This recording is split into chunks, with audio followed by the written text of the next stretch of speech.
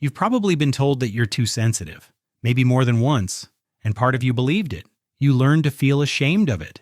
You keep asking yourself, why am I like this? Is something wrong with me? But here's the thing. Neuroscientists have been studying this for decades, and what they found directly contradicts everything you were told. Crying easily isn't a flaw, and it isn't weakness. It's actually a signal of something really interesting going on in your brain. And once you understand it, you're never going to feel ashamed of it again. Most people think crying is just what happens when feelings get too big to hold in, like a cup that overflows. Makes sense, right? Except that's not really what's going on. Here's the simple version. Your brain has this little almond-shaped part called the amygdala. It's basically your emotional alarm system. And in people who cry easily, that alarm is set to go off sooner. Not because something's wrong with it, just because it's more sensitive. Like a smoke detector that catches smoke before the room is actually on fire. Just more sensitive, not broken. Think about it this way. You wouldn't tell someone they're weak for sweating when they're hot. You wouldn't call hunger a character defect. But somehow tears ended up in this completely different category where they mean something's wrong with you. And that never made any sense. Some people are watching life in low definition. They catch only the big stuff, the obvious moments. But if you cry easily, well, you're running in 4K. Every detail gets magnified. Every little shift in someone's tone, every sad note in a song, every tiny human moment that most people just scroll past. You're noticing all of it.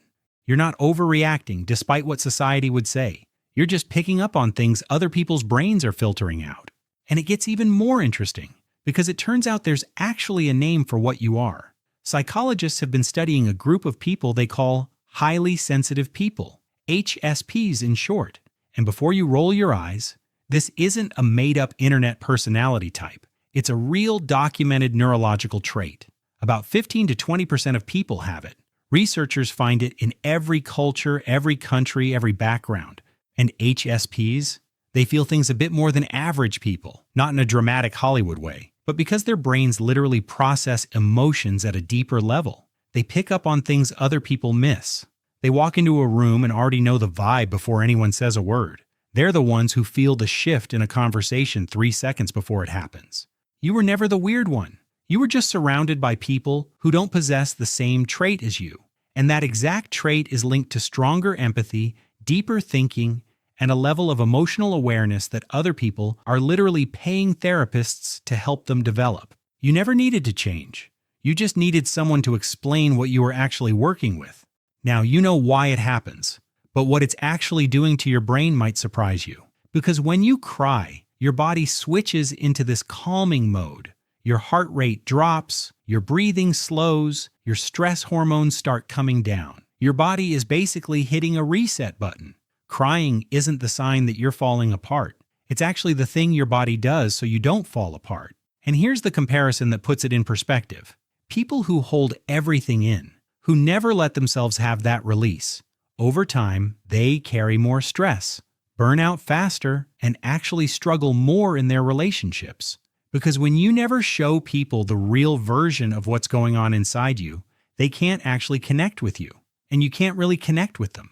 Meanwhile, you are doing naturally what everyone else is trying to learn from a wellness podcast. You feel something, you release it, and you move on. Your nervous system just handles it. Now, while we're here, let's go ahead and kill a few myths, because some of them have been doing real damage for a long time. Crying means you're weak. No, crying means your emotional system is working. It's processing and communicating something. That's actually the opposite of weakness. That's your brain doing exactly what it's supposed to do. You're overreacting. Also, no, your reaction isn't exaggerated. It's just different than average.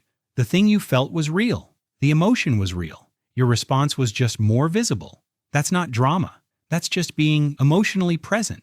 And the one that's probably done the most damage quietly, people who never cry are stronger than you. They're not. They just have a different threshold. Or they were taught somewhere along the way that tears weren't okay, and they learned to push them down. Not showing something doesn't mean you don't feel it. And if you spent years watching someone never cry and thinking something must be wrong with you by comparison, well, what you were actually doing was comparing yourself to a performance. That's not a fair comparison, and it never was. And here's where it gets really interesting. Are you ready? Research on how emotions move through groups found something pretty counterintuitive. The people who feel things loudly, who don't hide it, who let it show, they're often the ones who hold a group together emotionally. Their openness gives everyone else permission to feel something too. They set the tone and make the room safe. There's actually a name for this: emotional contagion. It basically means that feelings spread from person to person, almost like a cold. And the ones spreading them aren't the people with the poker face. It's always the ones who don't hide what they feel. Think about the people in your life who made you feel actually seen, who you'd call at 11 p.m. when something went wrong, who somehow always knew something was off before you said a single word. I'd put money on the fact that their eyes leaked too. Now, if you made it this far, I have to be honest with you for a second. There's a difference between feeling things deeply and feeling like you can't control what's happening to you. One is just how you're wired. The other might be your body trying to tell you something. And if crying ever feels less like a release and more like something that just happens to you, that's worth paying attention to.